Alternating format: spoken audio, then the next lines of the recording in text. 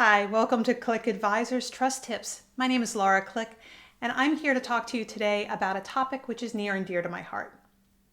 When it comes to customer experience, one of the things that's hard sometimes for people to accept is that facts don't matter. It's the perception of facts that are actually going to drive somebody's regard of you. And so we're going to talk a little bit about how that perception beats the reality in terms of the customer experience and what their perception of their interaction with you will be. And we're going to talk a little bit about expectations, cues, and communications, and why that matters more than the facts. So I have a confession to make. I hate to wait. Waiting makes me absolutely bonkers. Not only that, I expect great service. In fact, I have 5-star customer service expectations, even when I'm paying with my 2-star budget. That being said, I'm also someone who will go to a place where I know I'm going to have to wait for prolonged periods of time. Why do I do that?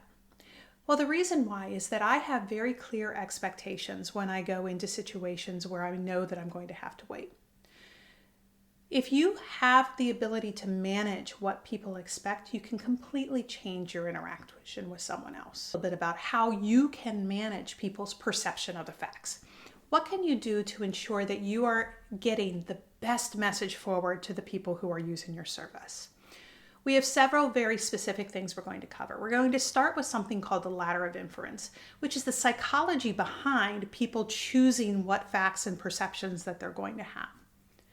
Once we talk about that, then we're going to talk about some sample experiences that people have and how do those experiences shift when people do a great job of managing those perceptions and those expectations. And we'll use several different examples of what those would look like. And then finally, I'm going to give you concrete actions that you can take to ensure that your organization is maximizing your chance for success and having people's perceptions of the facts match your expectations of the facts at the end of the encounter. So let's talk about the Ladder of Inference. Created by Argyris, this is a very concrete way of looking at how people interpret situations and why misunderstandings occur and why perceptions and facts are not always the same thing. I love this theory. It's one of my favorite theories, and it's one of the ones that I always keep in mind in every interaction I have. Professionally and personally, this can completely change the way you interact with other people. In point of fact, it can help you stay in a place of curiosity rather than judgment, which is the key for having effective communication in many settings. So let's go ahead and let's talk a little bit about the different stages of the ladder. Anytime anything occurs, there is a situation that has occurred, each person that is observing that situation or is a part of that situation begins by looking at all of the observable data. And that observable data is consistent. It is the data. This is where those facts live. And so if you have a situation where you're driving down a street and at the corner you see that there's been a car accident, you can observe within that car accident that there is a Cadillac that has gotten into an accident with a sports car. Both cars are damaged at their front bumper.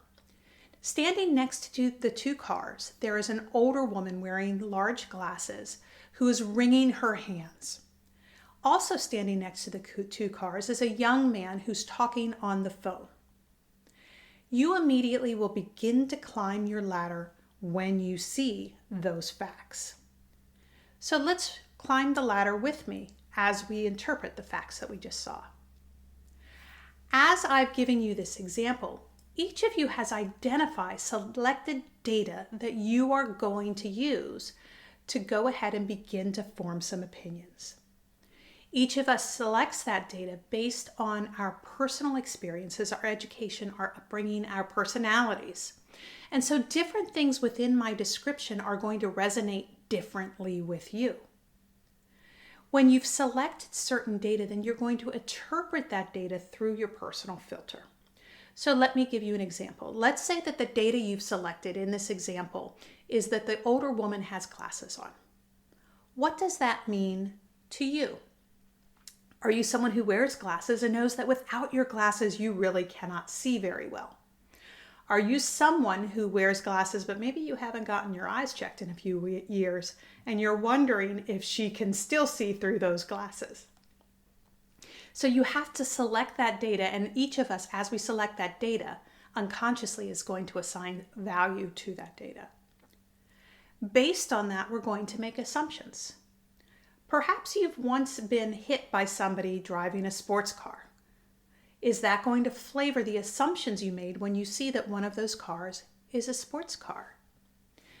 Is the age of the two people on the side of the road going to have some influence on what you're deciding?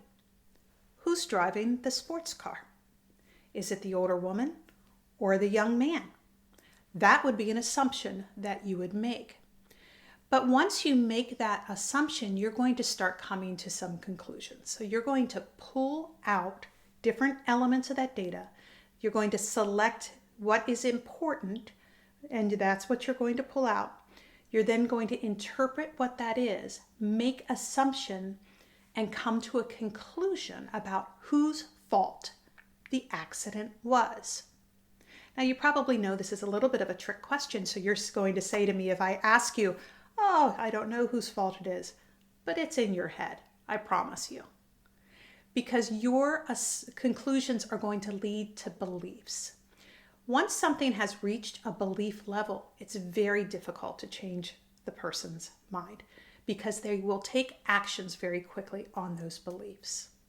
So if you've driven past this accident scene and perhaps you've been rear-ended by a young man in a sports car because they were texting and driving, you may come to the conclusion that it's the young man's fault.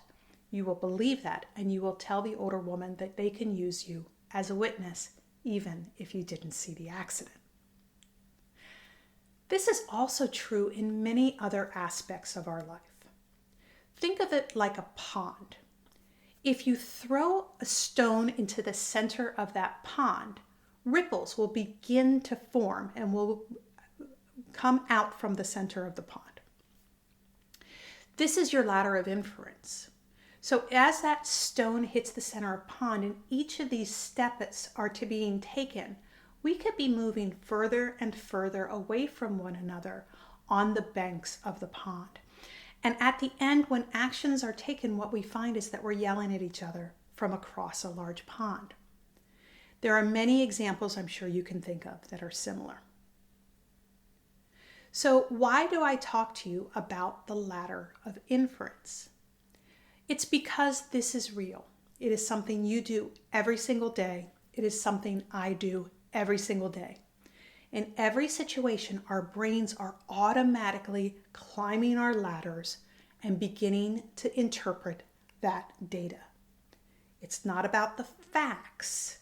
It's about the perception of facts. And this is what builds our perceptions. So let's look at this in a slightly different lens. I'm going to start with emergency departments. Now, the data says you have likely experienced an emergency department for yourself or someone you love, probably in the last year. So we'll use that as our example today. So when you go into an emergency department, that certainly is a time when there's lots of data to select from. And when you talk about lots of data, trust me, the organization you're going into is also collecting lots of data. Healthcare organizations are very data rich. And so let's look at some of the data that you may be selecting from. So when do you begin waiting when you go to an emergency department? When? For some people, you may begin waiting the second you recognize that you need to be seen.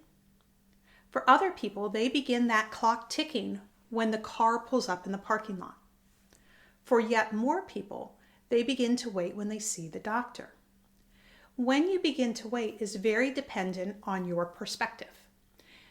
From the hospital's perspective, you begin waiting as soon as they get your name. And in fact, they have many, many metrics. They have a metric called door to triage, from the time they first get your name until they take your vital signs. Door to rooming, from the time they get your name to the time you get into a treatment room. Door to doc, from the time you arrive and they get your name until the provider sees you. door to discharge. So when they write that discharge order and you can go home, all of those things are metrics that the hospital likely tracks. But from your perspective, is your waiting time from when you realize you need help to when you get comfort? Is it when you get discharged? Is it when you feel better a couple of days later? That is much more subjective.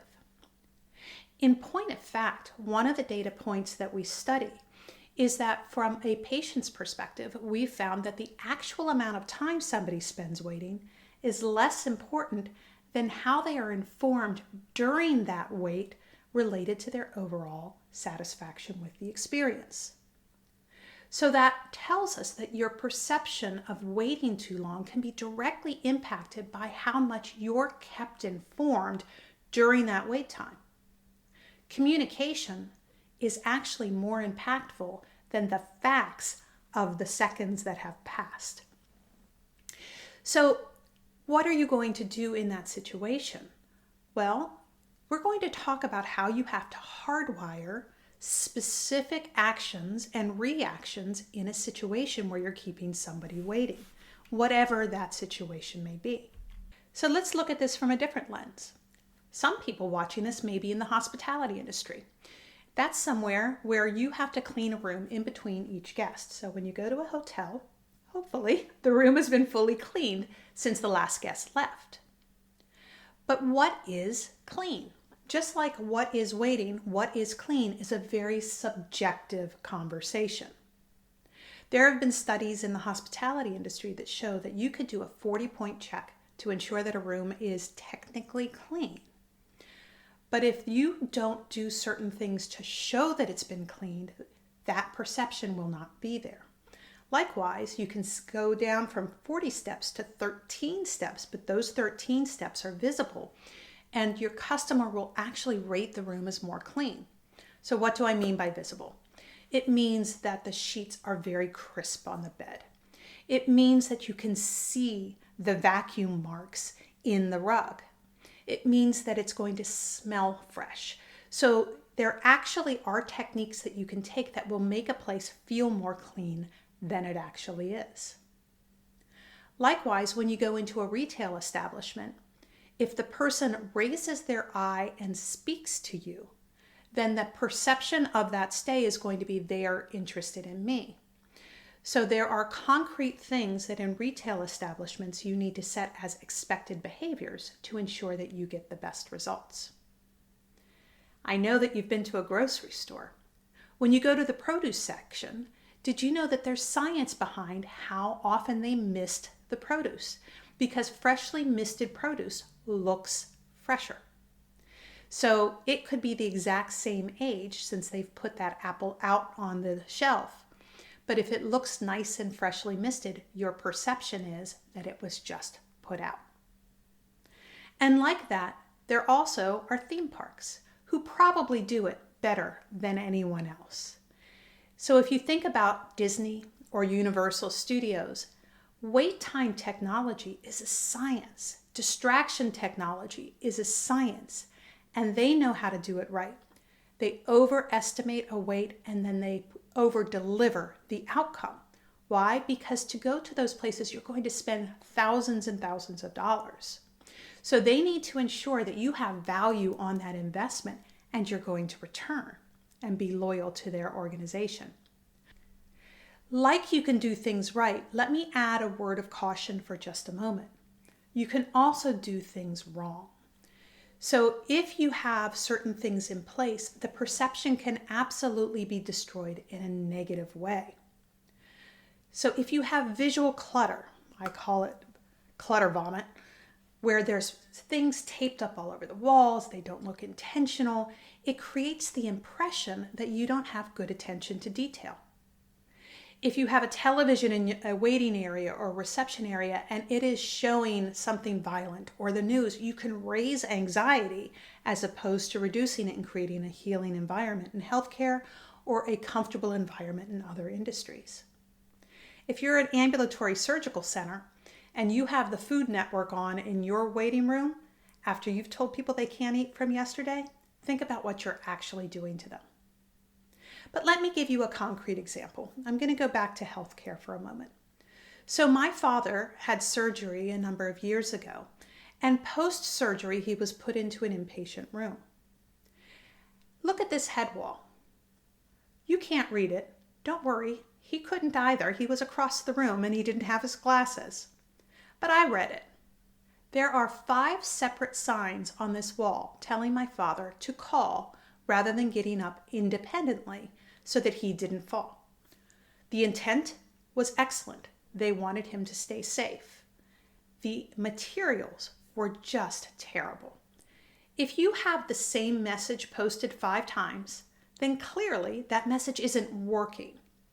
And by the way, there is no posted sign that will ever replace a human interaction. There's something else going on. They actually managed to disappoint us and bring our experience down, because if you notice, there are places on this sign that are supposed to be filled out every day. I will tell you that nothing changed on that sign after day 1. It remained exactly the same. So if you're making a promise and you don't keep that promise, like I'm going to fill this sign out at every change of shift, again, what you've done is you've told your customer you don't care. The same is true if you have a bathroom at your establishment and you have one of those grids that every 15 minutes somebody is supposed to check that bathroom. If it's not done every 15 minutes, you've broken your word.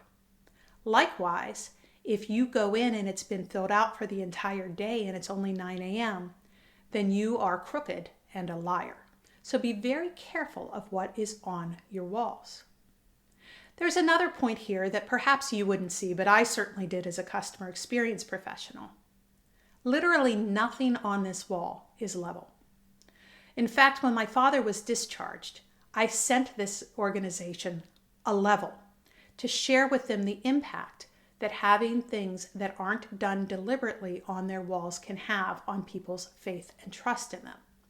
Because if you don't have the attention to detail to make sure everything's level, what other details have you missed?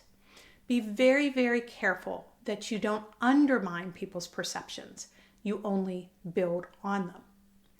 Instead, do things like evaluate your lounges, your reception areas, and your waiting rooms. Put things on the television that are going to reduce stress, not cause them. I actually contracted with a wonderful company that gave me evidence-based visual images that could go into all of my lobby areas that is proven to reduce the stress of the people that are walking them. Likewise, you can do critical walkthroughs of areas, getting new sets of eyes that can ensure that there is nothing on your walls which is not regulatory or art. It can ensure that the corners are clean. It can ensure that the environment is soothing. It can ensure that your team can see who's entering the area. So think through how you can do critical walkthroughs.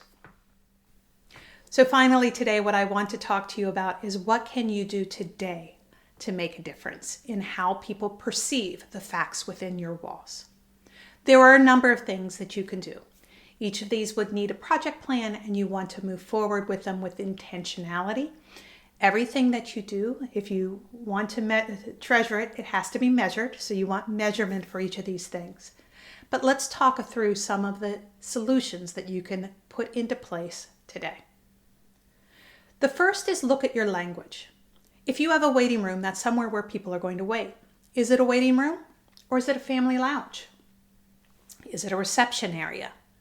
Don't be afraid to play around with your labels a little bit. It can make a difference. Secondly, consider putting stress reduction elements into your public spaces. Whether it's meditational music, or it's imagery, or it's art. There are some organizations that literally have art tours you can take while your loved one is getting care. If you go to certain organizations in terms of you're going to have a prolonged period of time that you're in there, think through what are the materials that you can pass the time with. Likewise, use distraction technology like we discussed when we were talking about the various theme parks. What can you do to change people's attention from just waiting? You want to ensure that you underpromise but overdeliver. Make sure that you are only giving people things you know. If you don't know a time frame, don't offer it. Tell them we're not 100% sure. We think it should be approximately. Or tell them I don't know and I don't want to give you incorrect information. But make sure that you're not giving people estimates and time frames that are not going to be met. One of the most common lies we tell in life is I'll be with you in a minute. Because at 61 seconds, you're a liar. Be careful of time frames. Make sure you know what they're going to be and make sure you overestimate them. Make sure you have somebody else walk the space. Fresh eyes are critically important. This is something that you can do with a consultant. It's something that I offer in my consultancy business, is to come in with a fresh set of eyes and actually do full observations of what's really happening within your walls. But when I go into an organization to do an audit, I don't just want to give somebody a report telling them what's wrong. Instead, what I do is partner with local partners to create internal audit experts and train those individuals to be able to do this on a sustainable basis. Bring somebody in one time gives you one picture. Training people on how to do this on an ongoing basis gives you consistency and creates an environment that is sustainable. Once you have those internal experts that have been fully trained on how to look and see differently, don't leave them in their own places of work. Move them around your organization and rotate them regularly so there's always fresh eyes that are on your area. Bring those perspectives, and when they bring a perspective that is negative, start with thank you for caring enough about us to share that. So you want to sustain ongoing observations of your area with fresh eyes to ensure that they can see new things. Likewise, you want to invite the customer to the table to have similar conversations and walkthroughs. Whether that's a patient family advisory council in a healthcare setting that can do those walks with you or do those walks instead of you and get that perspective back to you. Or if you want to have a consumer advisory council, if you're in a relationship-based organization, invite people to join you at the table and ask them what worked well. What could we have improved upon with regularity? The final thing, which is one of the more important things, is once you identify where your friction points are, like an emergency department waiting room, you want to be incredibly intentional in defining what that experience should look like. What is right? Again, this is something where my company can come in and help people define each step of a process and do a patient journey map with potential friction and interventions at each stage. But you can also teach your own team how to become expert on this. And for every potential point of friction, you need to develop an intervention which is measurable. If you don't measure it, you're not going to sustain it. So define the behaviors very clearly. So for example, you want to define narration of care during triage. You want to go ahead and talk about every step, what is going to be said, what is going to be shared, and what success looks like. You don't want to do it word for word. I'm not a huge fan of scripting word for word, but you do want to do a framework of conversation. So for example, when someone comes up in and gets their blood pressure taken, you're going to say, I've completed your blood pressure. This is what it is, and give them the result. And the third thing you're going to want to ensure they say is this normal, low, or high? If it's low or high, what is the intervention I'm going to do right now? Is this something I should be very worried about? So you can put frameworks around things like that to go ahead and quantify what does successful narration of care look like and feel like to your customer. The second thing that you want to do is you want to ensure that you're tracking any expectations you put in. Data is a fascinating thing. A lot of people track a lot of data, and a lot of that data tends to be outcome data, or it's that pure factual, door to dock, for example. Some things that people don't track are the things that are a little harder to define. Communication during a wait. But you can define it. You can say that each person should receive communication every 15 minutes while they are waiting for the next stage of care. And then you go and you sit there and you watch. Did it occur? Did it not occur? Did it include all of the elements of communication you expect? These are process measures. If you want to impact your outcome measures, overall satisfaction, overall quality of care, you have to measure your processes as well. One without the other is not going to have sustainable improvement outcomes. And finally, I'm a huge fan of checklists. Checklists help us to have a commonality in terms of what success looks like. So if success looks like hand hygiene plus a greeting as you enter the room, plus a question of whether it's a good time to continue, and you see where I'm going, you can create a checklist for literally everything. Do not become too rigid when you do a checklist. Things will change. You want to have a percentage of compliance with a checklist. Some checklists, that percentage of compliance is 100% if it's a safety-related item. But other things cut people a little bit of a break. You want to ensure that you're working with someone and not just beating them with a baseball bat. So today we talked a little bit about what you're going to do to make sure that you climb your ladder of inference and have that perception be as close to the facts as possible. We talked a little bit about some examples of where this is important.